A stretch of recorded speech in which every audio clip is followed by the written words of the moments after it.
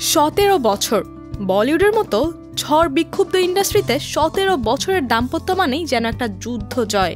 ঐশ্বরিয়া রায় বচ্চন ও অভিষেক বচ্চনের সম্পর্কেও সেই যুদ্ধ জয়ের গল্প। কিন্তু এবার এক নাম বদল ঘিরে শুরু হয়েছে নতুন বিতর্ক। প্রশ্ন উঠছে, সব ঠিক আছে তো বচ্চন পরিবারে? সোশ্যাল মিডিয়ায় হঠাৎ করে নজরে এলো এক পরিবর্তন। ঐশ্বরিয়া নিজের নামের পাশ থেকে সরিয়ে ফেলেছেন বচ্চন পদবী আর ফিরেছেন নিজের পুরনো পরিচয়ে, ঐশ্বরিয়া রায়। ব্যাস, নেট দুনিয়ায় শুরু তুমুল আলোচনা।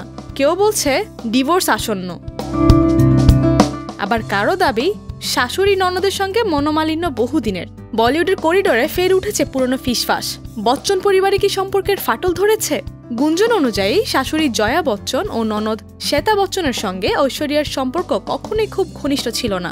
বহু অনুষ্ঠানে একসঙ্গে উপস্থিত থেকেও আলাদা আলাদা বসা, ঠান্ডা অভিব্যক্তি সবই যেন ইঙ্গিত করত ভেতরের টানাপোড়েনের।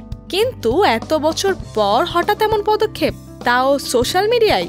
এটা কি নিছক কাকতালীয় নাকি ইচ্ছাকৃত বার্তা?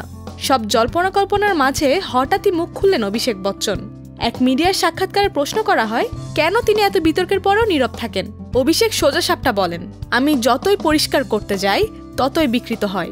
মানুষ শুধু নেগেটিভ শোনে, পজিটিভ কেউ গিলতে চায় না। তাই এখন ভাবি, আমার জীবন যারা বাঁচাচ্ছে না তাদের কাছে ব্যাখ্যা দেওয়ার দরকার কি? সবচেয়ে চমকপ্রদ তথ্য, অভিষেক জানালেন এই দৃষ্টিভঙ্গি তিনি আগেও জানতেন না।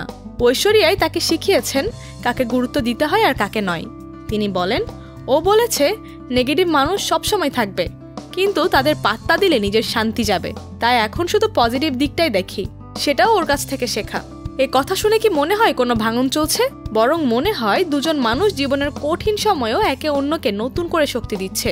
লোকজন হয়তো ভাবছে সম্পর্ক ভেঙে যাচ্ছে, কিন্তু অভিষেক নিন্দুকের মুখে ছাই দিয়ে বুঝিয়ে দিলেন সব ঠিকঠাক।